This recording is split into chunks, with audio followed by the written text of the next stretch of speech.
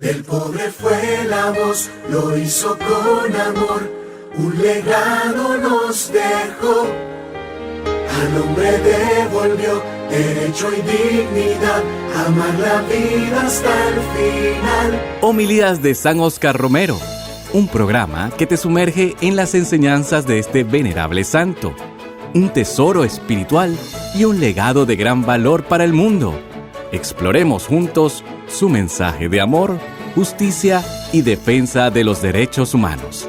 Ahora comienza Homilías de San Óscar Romero. Romero nos abrió las puertas. Hermanos, no seamos indiferentes, porque mañana puede ser de otro modo el paisaje, y la Iglesia tiene que mantener siempre su justicia, el orden con que reclama en nombre de la justicia de Dios. Oremos para que todos los gobiernos de Centroamérica comprendan la lección y sepan a tiempo que estas situaciones son el producto de las represiones, de las violencias institucionalizadas y de todo aquello que la Iglesia viene denunciando hace tiempo, aun cuando la llamen a ella también comunista. Está señalando la llaga y está diciendo a quienes todavía tienen tiempo, no vayamos a sufrir, y los que ya están sufriendo todavía también pueden salir de esas situaciones, aún dejando tantas huellas horribles de sangre. También ha marcado esta semana de la independencia el domingo pasado en Santana la represión de una manifestación que deja muertos, heridos y capturados. Lo mismo en Zacatecoluca. También la asamblea y la concentración estudiantil en la Universidad Nacional por la protesta de exámenes parciales. Hay también horas de violencia. Hemos lamentado también hoy muchos hechos que no vienen a la memoria, pero ciertamente ayer nos estremecían las noticias con el asesinato del doctor Rubén Alfonso Rodríguez, el ametrallamiento de la embajada norteamericana, el asesinato en Soyapango de los jóvenes Miguel Ángel Flamenco Solís, Rubén Orlando Platero. Las noticias bastante ambiguas. Nuestra oficina de información emitirá un boletín esta semana para decir la versión desde nuestras investigaciones en honor a la justicia y a la verdad. Se recibe una carta de una mujer afligida de Portillo del Norte, donde Adrián Serrano desaparece desde agosto, y la nota triste del campesino que dice: desde el 2 de agosto fue capturado por la Guardia Nacional a las 11 de la mañana en el caserío Las Cañas, dándole con rumbo a Chalatenango, y que día no se sabe de su paradero. Ya lo hemos buscado en muchas partes. Los cuerpos de seguridad de Chalatenango, de San Salvador, nos dicen que no saben nada de él.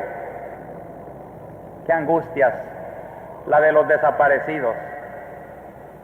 Por eso un comité por libertad de presos políticos que quiere interpretar este dolor se presenta a la asamblea esta semana para pedir la amnistía de 65 reos juzgados por la ley del orden público, y también para pedir noticias del paradero de 101 personas desaparecidas, a las que se van agregando otras y otras.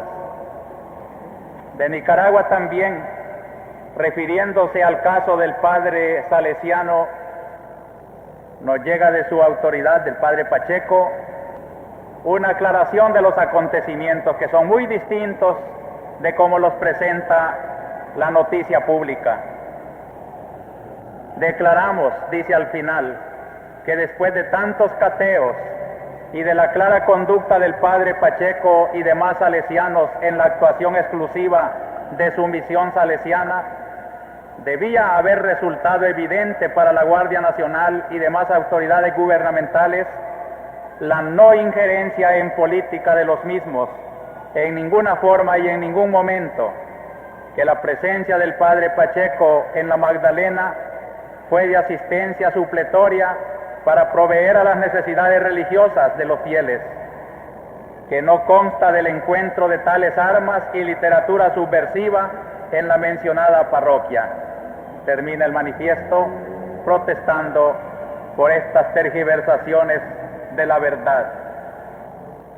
Tengo muchas otras cosas, queridos hermanos, pero no quiero cansarlos. Ustedes pueden leer en la página de Solidaridad de Orientación muchos hechos, y ustedes saben también muchas cosas. Pero por eso, precisamente, invocando el conocimiento de ustedes, sugiriendo nada más cuántas injusticias, así como también cuántos dolores, como las enfermedades que se anuncian y el sufrimiento de muchas personas, nos deben de dar la inspiración, el impulso, para tratar de hacer de nuestra comunidad iglesia una reunión de cristianos que sienten y que tratan de compartir todas estas cosas. Por eso el pensamiento bíblico de esta mañana lo he querido catalogar así, como un conflicto entre la violencia y el odio por una parte, y el perdón, el amor por otra parte. La primera lectura nos recoge toda la sabiduría de la Biblia para decir que la ira, el rencor, no son buenos, que del vengativo se vengará el Señor. Y yo quiero aprovechar este mensaje de la Sagrada Escritura para decirles nuevamente que estudien y reflexionen nuestra carta pastoral sobre la Iglesia y las organizaciones políticas populares.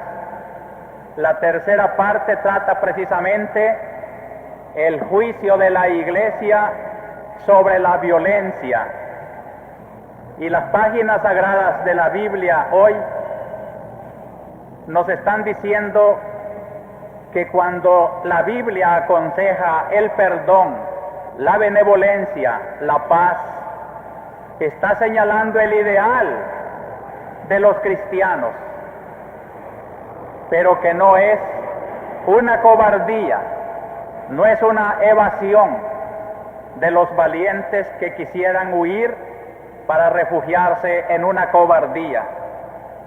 En mi carta pastoral yo digo, todo hombre tiene un potencial de sana agresividad con que la naturaleza lo ha dotado para superar los obstáculos de la vida.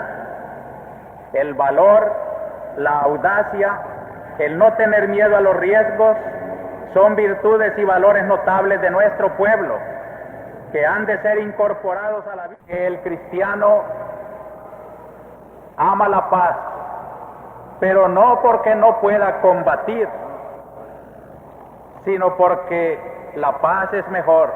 El cristiano es pacífico, dice el documento de paz de Medellín.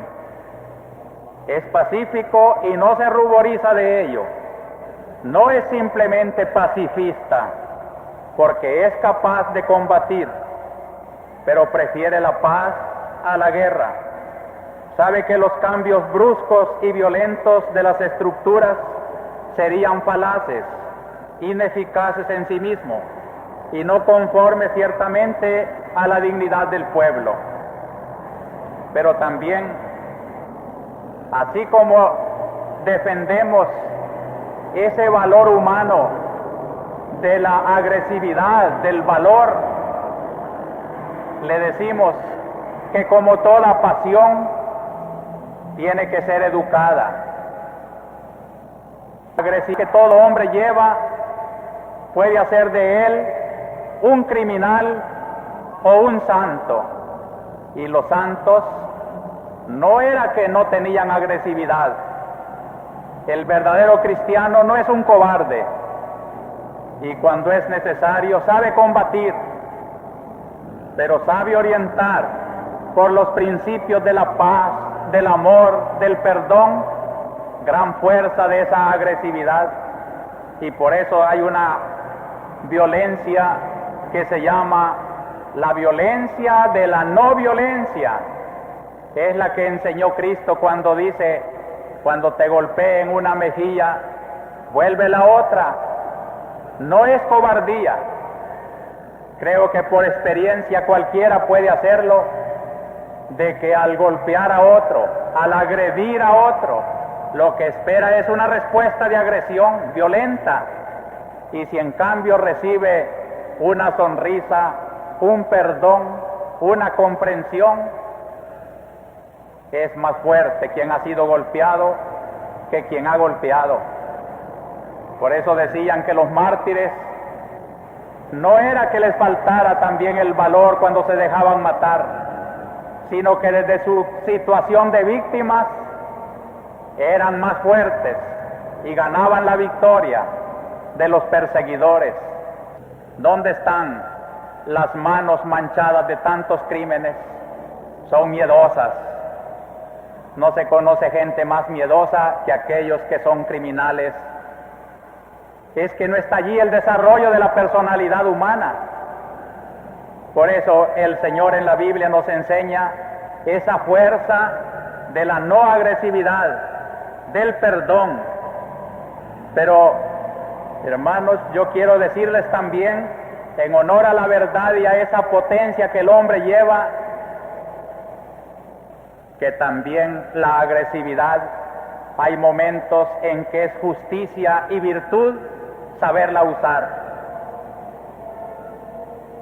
En nuestra carta pastoral ponemos dos casos. El caso de la defensa ante una injusta agresión. Uno que es agredido injustamente tiene derecho a defenderse. Es la violencia de la justa defensa, pero tiene sus condiciones.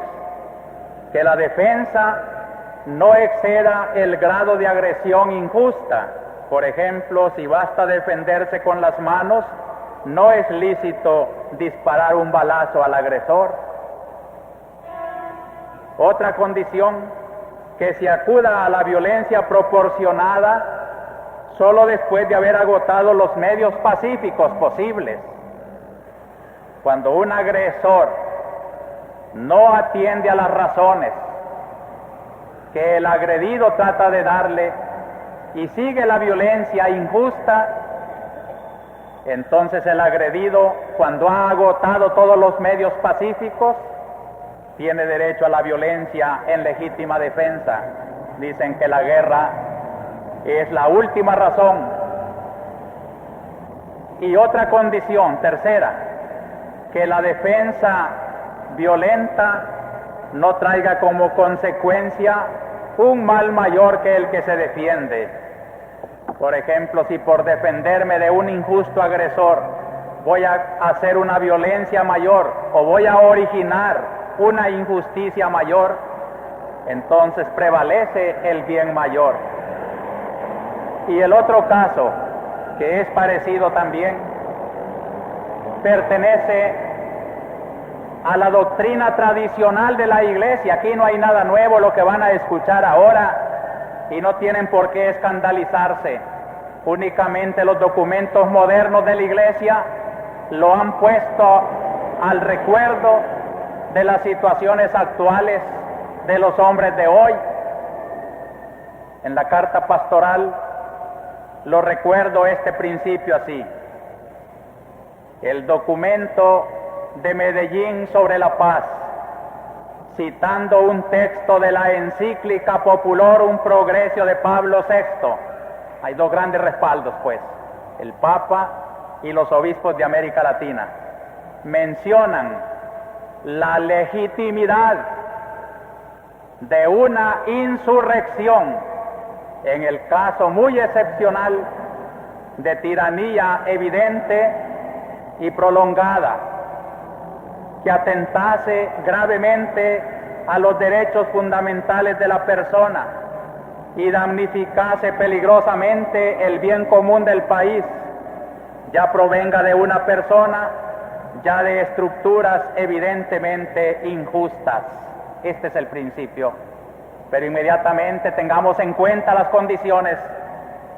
Advierte también la Iglesia el peligro de engendrar con ello nuevas violencias, nuevas injusticias, nuevas ruinas, lo cual haría también condenable el derecho de insurrección. Me van a decir ustedes, pues dice y no dice. Dice claramente, pero pone las condiciones de la verdadera moral. Y eso es lo difícil. El caso de Nicaragua, por ejemplo, el mal será grande. ¿Cuál será más grande? Allí es el criterio, la conciencia del hombre y del pueblo, la que tiene que juzgar a la luz de estos principios de la moral cristiana. Del pobre fue la voz, lo hizo con amor, un legado nos dejó.